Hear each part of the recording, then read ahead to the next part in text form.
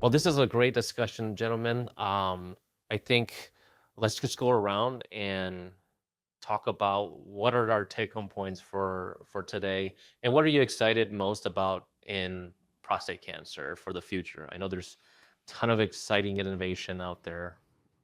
Let's start with you, James. So for me, reviewing this data, understanding how important genetic and germline and somatic testing are for future treatments, I think is something that a lot of urologists in academia and in the community do not enough of. And that's something that I'm certainly going to do going forward to prep that patient for their journey going down this road. And I also think that it's not one size fits all. And I think that's what, all these trials have multiple arms and there's different ways to treat everything. So looking at the patient, understanding their goals, understanding where they're at and what they're going to tolerate, and then helping them choose their pathways is important to me. That's great. Yeah. I really appreciate that we're intensifying treatments when we can, triplets, giving them chemo, combining with it, knowing that we're going to help them, their quality of life, their symptoms, irregardless of what ARPI they use. In addition, I'm hopeful that we'll come up with ways to look at other sequences. I find bispecific therapies where we can combine immunotherapy approaches looking at the prostate cancer cell to be interesting.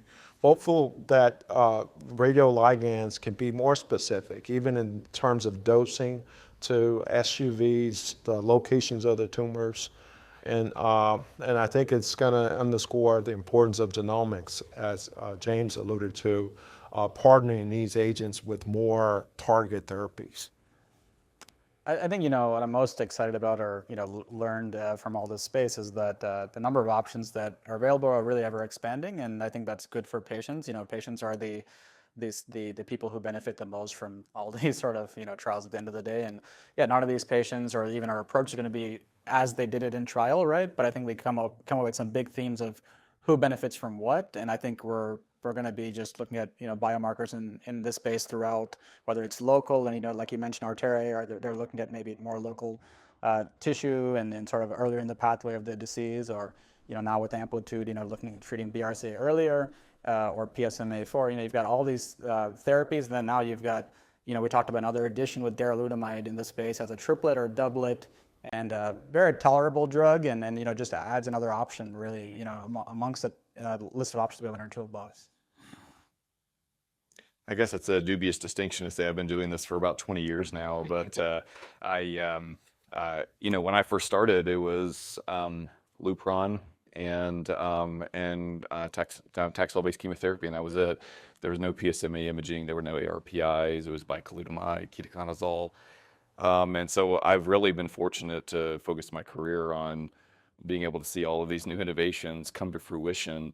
How I would have defined a patient and their expectation for their journey 15 years ago is far different than it is now. Patients that I would have said were incurable before, I whispered the word cure every once in a while to some of those patients. So I'm very encouraged by this. I'm emboldened by a lot of the new developments. I'm excited to see where radioligands take us in the future. And I always, have to remind myself that it's a balance between, over-treatment with burdening the patient with more side effects versus the perception of under-treatment, but maximizing quality of life and trying to find that balance between those two mindsets. And I think for me, it's just humbling to see the spectrum of prostate cancer, from patients that we can do active surveillance to unfortunately those that will pass away from metastatic disease.